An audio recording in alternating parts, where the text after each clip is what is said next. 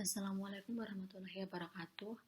Pada pertemuan ini, kami akan mempresentasikan hasil diskusi kami mengenai alkaloid pada mata kuliah kimia bahan alam terestrial, di mana kelompok kami terdiri dari saya, Fadlilah Nurlaila, dan rekan saya, Melisa Nurhiptiah.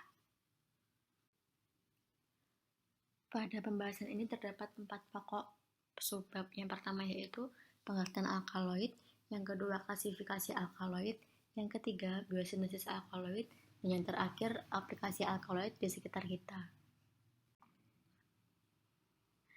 Alkaloid merupakan golongan senyawa organik yang banyak ditemukan pada tumbuhan, hewan, dan mikroba. Senyawa ini mengandung sebuah atom nitrogen yang bersifat basa lemah, mempunyai cincin nitrogen yang sebagian besar heterosiklik yang bersifat aktif, dan mempunyai efek fisiologis. Alkaloid tidak mempunyai tata nama sistematik. Oleh karena itu, alkaloid dinyatakan dengan nama trivial seperti quinin, morfin, dan strychnine.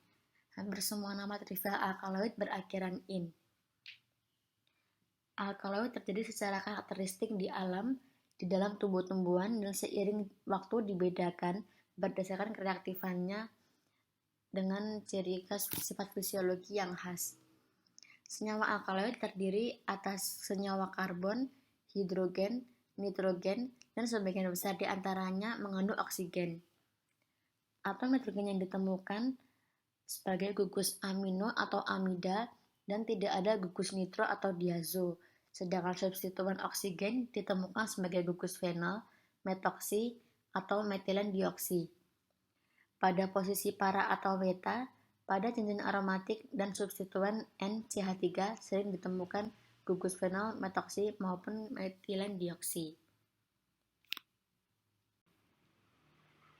Sesuai dengan namanya, alkaloid mirip dengan alkali yang bersifat basa dikarenakan adanya sepasang elektron bebas yang dimiliki oleh nitrogen sehingga dapat mendonorkan sepasang elektronnya. Jika gugus fungsional yang berdekatan dengan nitrogen bersifat melepaskan elektron, sebagai contoh gugus alkil, maka ketersediaan elektron pada nitrogen naik dan senyawa lebih bersifat basa. Mayoritas alkaloid berbentuk padatan kristal tak berwarna dengan titik lebur tertentu dan mudah menguap. Alkaloid umumnya mempunyai rasa yang pahit, sering beracun. Alkaloid di alam bebas tidak larut dalam air, tetapi larut dalam kloroform, ether, dan pelarut organik lainnya yang bersifat relatif nonpolar.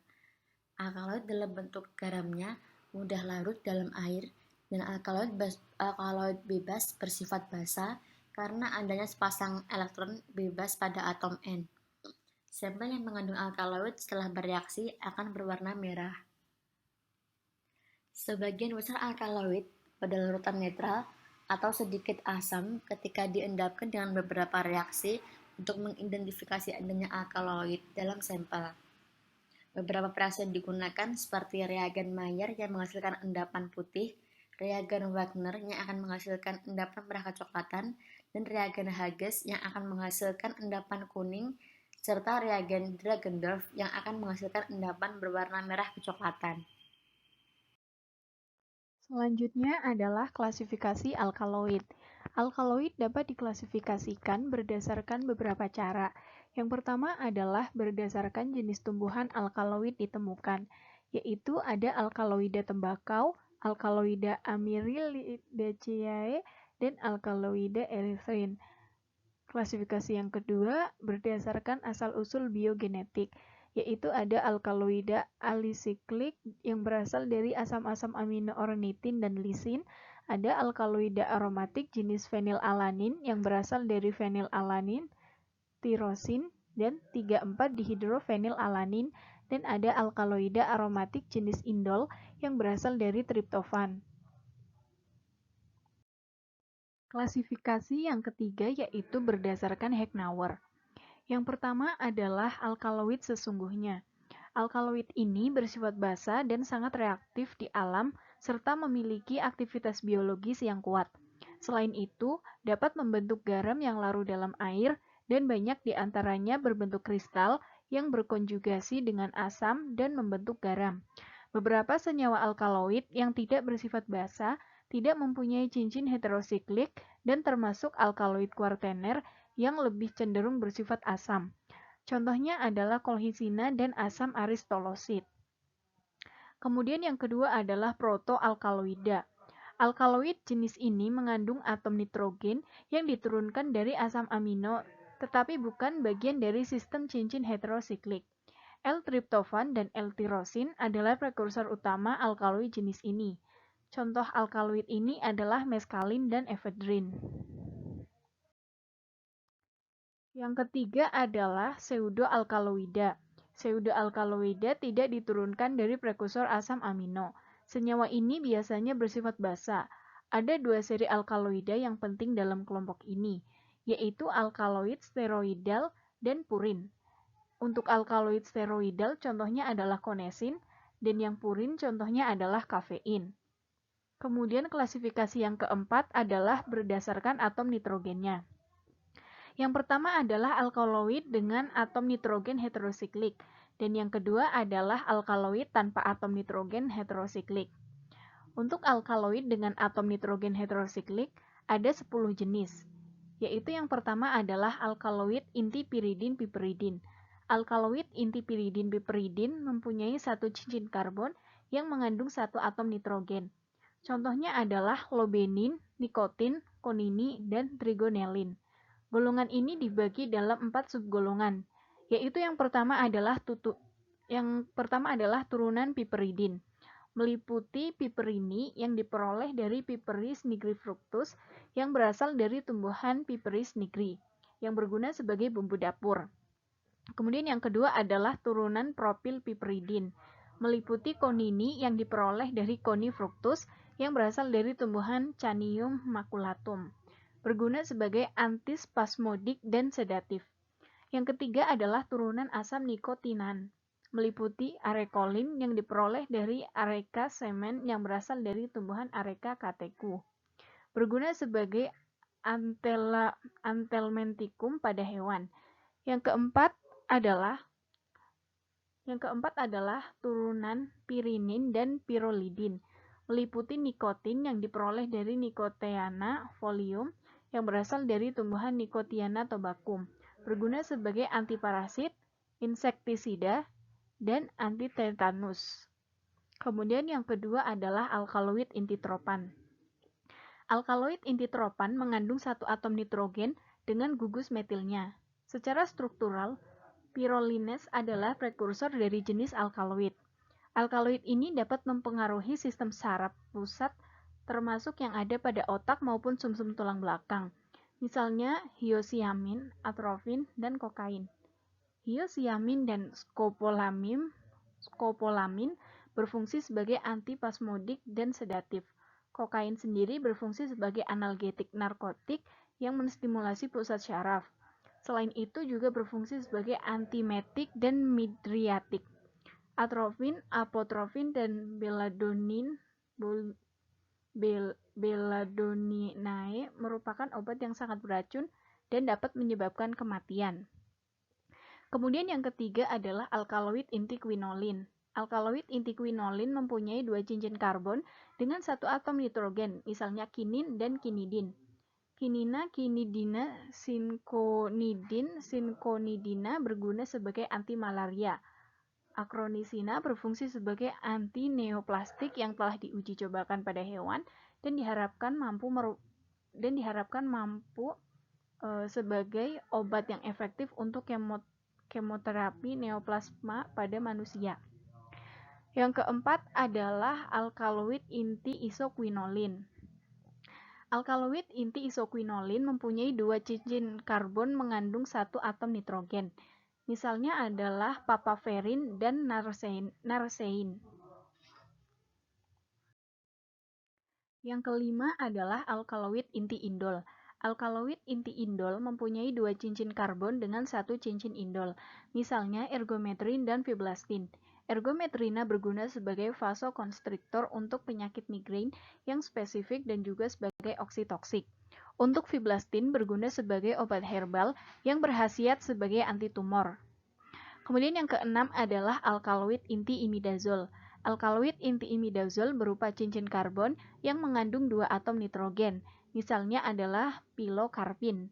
Lingkaran imidazol merupakan inti dasar dari pilokarpin yang berasal dari daun tumbuhan Pilocarpus jaborandi atau Jaborandi rare-mambuko. Kemudian berkhasiat sebagai konjungtiva pada penderita glaukoma. Yang ketujuh adalah alkaloid inti steroid. Alkaloid inti steroid mengandung 2 cincin karbon dengan 1 atom nitrogen dan 1 rangka steroid yang mengandung 4 cincin karbon, misalnya solanidin dan konesin. Alkaloid steroid terbagi atas 3 golongan, yaitu golongan yang pertama adalah cefadina, germidina, germetrina, neogermetrina, gemerina, neoprotoperebrina, dan veletridina. Golongan kedua, pseudogervina, veracrosina, isorobigerfosina. Golongan ketiga ada germina, germidina, germitrina, protoferatrin, cefadina, gervina, rubigervina, isoveratromina, dan banyak ditemukan pada famili Solanaceae, Zigadenus, dan Venenosus. Kemudian yang kedelapan adalah alkaloid inti lupinan. Alkaloid inti lupinan mempunyai 2 cincin karbon dengan 1 atom nitrogen. Alkaloid ini ditemukan pada Lupinus luteus, Chytisus scopartus, dan Anabis avila, berupa daun tumbuhan yang telah dikeringkan yang berkhasiat sebagai oksitoksik. Kemudian yang kesembilan adalah alkaloid inti purin. Purin adalah basa nitrogen nukleotida, blok pembangun DNA dan RNA yang terdiri dari cincin purin dan gula pentosa bersama dengan basa pirimidin lainnya. Kafein, teofilin, dan teobromin adalah contoh khas alkaloid purin. Kemudian yang ke-10 adalah amin alkaloid. Golongan ini tidak mengandung nitrogen heterosiklik. Banyak yang merupakan turunan sederhana dari feniletilamin dan senyawa-senyawa turunan dari asam amino fenilalanin atau tirosin. Misalnya adalah efedrin dan kolkisin.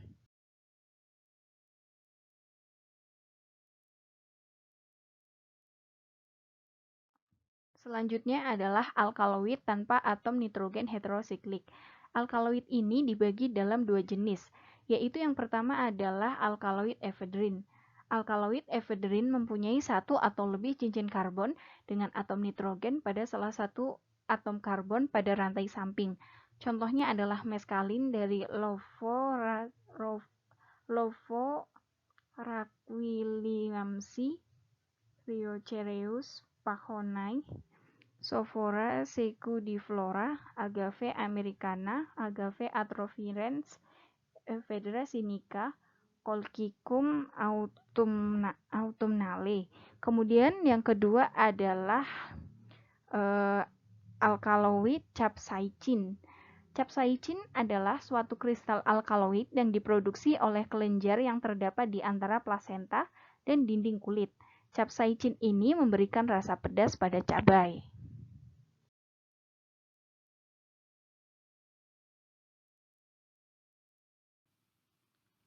Biosintesis alkaloid. Biosintesis alkaloid mula-mula didasarkan pada hasil analisis terhadap ciri struktur tertentu yang sama-sama terdapat dalam berbagai molekul alkaloid. Biosintesis alkaloid dalam metabolit sekunder melalui jalur asam amino, di mana dari 20 jenis asam amino, hanya 4 asam amino yang dapat berfungsi sebagai prekursor alkaloid. Keempat asam amino tersebut yaitu triptofan, histidin, listin, dan tiroksin. Yang kemudian pada reaksi selanjutnya, keempat asam amino ini akan membentuk golongan alkaloid yang berbeda melalui prinsip dasar reaksi yang sama. Alkaloid aromatik mempunyai satu unit struktur yaitu beta-aryletilamina. Menurut reaksi kondensasi Mannich atau kondensasi antara dua unit beta-aryletilamina, suatu aldehid berkondensasi dengan satu amina menghasilkan satu ikatan karbon nitrogen dalam bentuk imina atau garam iminium, yang diikuti oleh serangan satu atom karbon nukleofilik yang dapat berupa suatu enol atau fenol. Biosintesis alkaloid melibatkan reaksi sekunder yang menyebabkan terbentuknya berbagai jenis struktur alkaloid. Salah satu reaksi yang sekunder yang terpenting adalah reaksi rangkap oksidatif fenol pada posisi orto atau para dari gugus fenol. Reaksi ini berlangsung dengan mekanisme radikal bebas. Nah, pada gambar ini merupakan contoh reaksi biosintesis alkaloid secara umum dengan reaksi gas, reaksi kondensasi Mannich. Selain reaksi kondensasi Mannich, pada biosintesis alkaloid terdapat reaksi khas lainnya, yaitu sintesis basa Schiff. Basa Schiff dapat diperoleh dengan mereaksikan amina dengan keton atau aldehid. Reaksi-reaksi adalah metode umum memproduksi CN obligasi. Dalam biosintesis alkaloid, reaksi tersebut berlangsung dalam molekul seperti sintesis piperidin. Pada gambar ini merupakan reaksi umum sintesis basa Schiff.